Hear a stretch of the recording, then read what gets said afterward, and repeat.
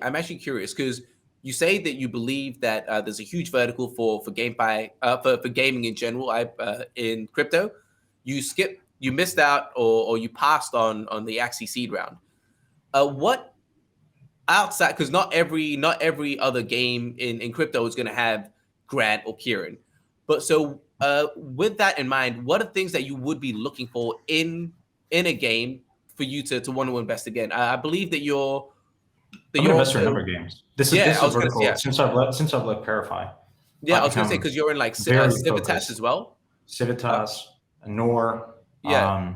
So So so we Nor and yeah Civitas, for instance, Brooks, one of my favorite people to talk to in the space. He was the creative director, next to second hand to like James Cameron. And yeah so he was wow. part of the Avatar franchise, which is Mhm. the best franchise, full stop. Like to me, that was, I mean, in talking it, he just has a very unique vision of what games should be, and he's very vocal and he's very kind of driven.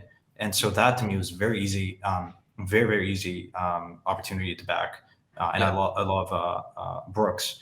And I'm invested in a number of other games. Ultimately, the filter and the criteria is: can these guys actually build a game that is super immersive? right, That even if you had all the money in the world, would you still play it? right. You look at professional athletes, particularly in football.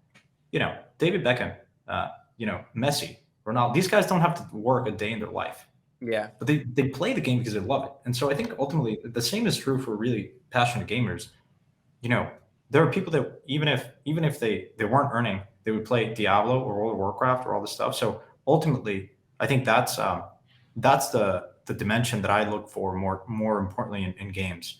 yeah, I think there's a lot of to be fair, I think there's a lot of folks that jumped into the bandwagon and said, "Oh, let's just raise capital for gaming, slap all the right words in the deck and raise money." And ultimately, I think like this is why bear markets are so important because they prune and chop a lot of the fluff out there and a lot of bullshit.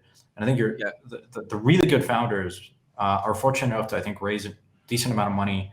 Building games takes a lot of time and yeah, capital. And that's some of the things that people in crypto can be really impatient.